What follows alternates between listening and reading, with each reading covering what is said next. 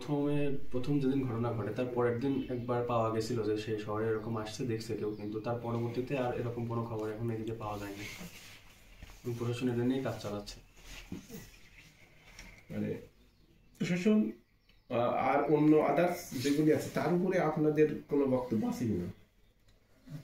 যেমন মানে অন্যান্য কার্যক্রমে প্রশাসন আমাদেরকে যে বিষয়টা আশ্বস্ত করছে, আমি এখানে প্রেসে আসার আগেও তা ওসির সাথে তদন্তের সাথে কথা হয়, সে বলছে আমরা চেষ্টা করছি সর্বোচ্চটা, আমরা চেষ্টা করতেছি। আমরা সাথে তো আর ঈশ্বরদীতে বিশৃঙ্খল পরিবেশ কিংবা শান্তি শৃঙ্খলা বিঘ্নিত হচ্ছে, আন্দোলনে হওয়ার ফলে তো দুর্ভোগ হচ্ছে, এটা হোক, আমরা তো এটা চাই না। আমরা সর্বোচ্চটা আমাদের চেষ্টা করতেছি, আপনারা আমাদের সহযোগিতা করেন, আমরা আপনাদের আইনের আসামিগুলোকে ধরার জন্য সর্বোচ্চ চেষ্টা করছি, প্রশাসন এটা বলছে।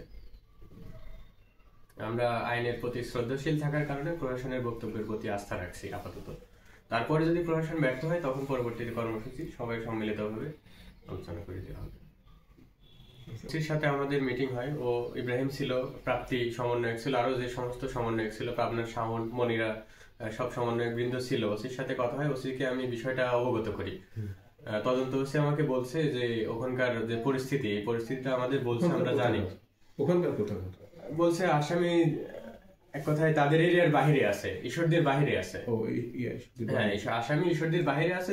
ঈশ্বরদীর বাহিরে যখন আসামি থাকবে, তার এরিয়ার বাহিরে যায়, তো অন্য থানায় যদি থাকে তাহলে অন্য থানার সাথে তো সমন্বয় করতে হবে। অন্য থানা বা জেলার তাদের সাথে সমন্বয় ছাড়া তারা তো এখান থেকে যায় ওখানে আইন প্রয়োগ করতে পারবে না। এই জন্য তারা সবার অন্যান্য প্রশাসনের সহযোগিতা চাইছে, র্যাব, পুলিশ যারা আছে, আরো সেনাবাহিনী আজকে আসছিল থানায়, সহযোগিতা চাইছে। তারাও তাদেরকে আশ্বস্ত করছে ঈশ্বরদী প্রশাসনকে তারা সহযোগিতা করবে, প্রক্রিয়াধীন আছে, আমাদেরকে এটা বলছে। সার্বিকভাবে চেষ্টা করতেছে। আপনি কিছু আমি এটাই বলতে চাই, যাতে পরবর্তীতে আমাদের এই ভাইদের উপর যে হামলাটা হয়েছে ইব্রাহিমের পর, পরবর্তীতে আর যেন তারা সাহস না পায় যে তার নিষিদ্ধ সংগঠন হওয়ার পরেও তারা যে হামলা চালাচ্ছে, এটা আসলে কতটুকু যৌক্তিক।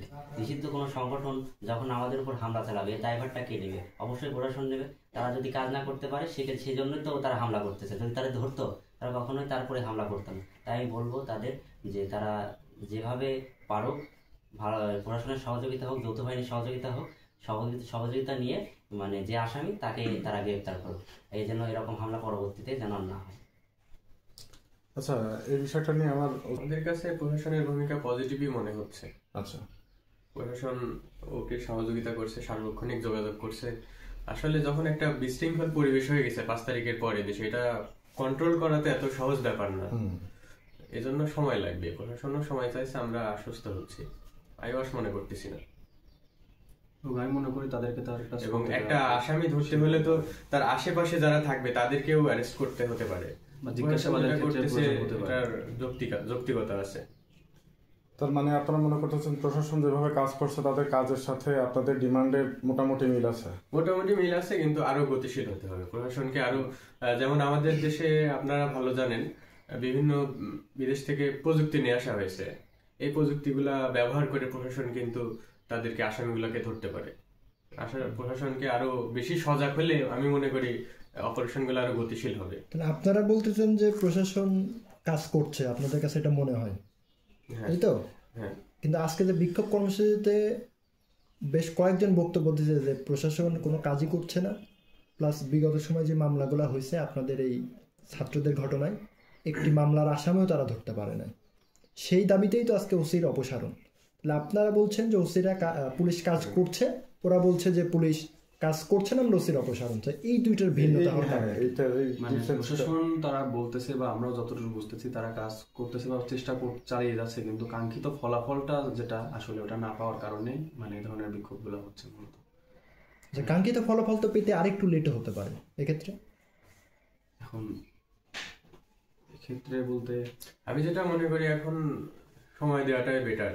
কারণ আমি যদি এখন বিশৃঙ্খল পরিবেশ, কাঙ্ক্ষিত ফলাফল এক জিনিস আর এই যে কাজ করা আরেক জিনিস। কিন্তু আমরা যদি একটা কাজ শুরু করতে যাই, সময়টা দেওয়া হয়েছে কাঙ্ক্ষিত ফলাফলের জন্যই তো মূলত সময়টা দেওয়া হচ্ছে। আমি বলতে যাচ্ছি যে আমরা যখন একটা কাজ শুরু করতে যাই তখন আমরা একটা কাঙ্ক্ষিত ফলাফল পাবো জন্য তো কাজটা শুরু করি, কিন্তু সেই কাজটা দেখা যাচ্ছে যে টাইমটা চাওয়া হচ্ছে বা যে টাইমটা আমি নির্ধারণ করে দিচ্ছি তার বেশিও লাগতে পারে।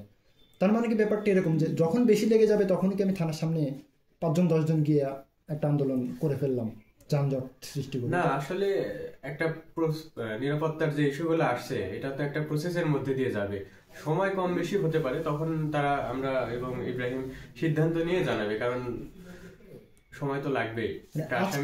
আজকের যে ওসির অপসারণ দাবিতে যে বিক্ষোভটা হয়েছে, এটা কি ইব্রাহিমের সঙ্গে কথা বলে হয়েছে? এটা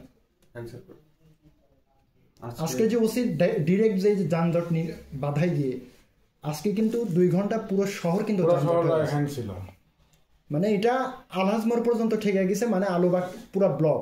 আমি নিজেও এগুলো দেখছি, আমি পাটনার থেকে বের হতে পারি না। বিষয়টা ক্লিয়ার করি, মানে আমি বলতে চাচ্ছি যে আজকের যে ওসির অপসারণ সহ, শুধু আমি এটাকে শুধু ওসির অপসারণ বলবো না, আজকে আমি বলবো যে প্রায় 3 ঘন্টা ঈশ্বরদেশ জনসাধারণের ব্যাপক একটা ভোগান্তি হয়েছে এই যানজটের কারণে, এবং যেখানে সেনাবাহিনী উপস্থিত হয়, এটা সেনাবাহিনী কোন পর্যায়ে আসলে এখানে উপস্থিত হতে পারে।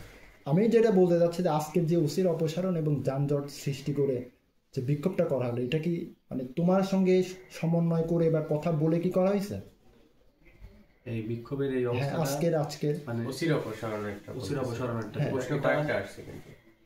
ওসির অপসারণের বিষয়টা মূলত বলতে গেলে, এটা বিক্ষোভকারীরা যখন যায়, এখন বিক্ষোভের ক্ষেত্রে যে কোনো ধরনের মানে স্লোগান বা কথা তাদের উঠে আসতে পারে, কিন্তু এই অপসারণের দাবিটা প্রথম থেকে কোনো অপসারণের দাবি ছিল না, আমি যতদূর জানি বা দেখছি। পরবর্তীতে এটা হয়তো এই পর্যায়টা ধারণ করছে। তো আমি মোটেও মানে বলতে গেলে এখন বিক্ষোভকারীরা হয়তো মানে যাই হয়েছে অনেক কারণে, তবে আমি প্রশাসনের উপরে আমার প্রশাসন যতটুকু আশ্বস্ত করছে তাতে আমি আশাবাদী আমি হয়তো সুবিচার পাবো, এবং তারা কাজ করতে সময় চাইছে, এবং সেই সময় আমি তাদেরকে দিয়ে আন্দোলনটা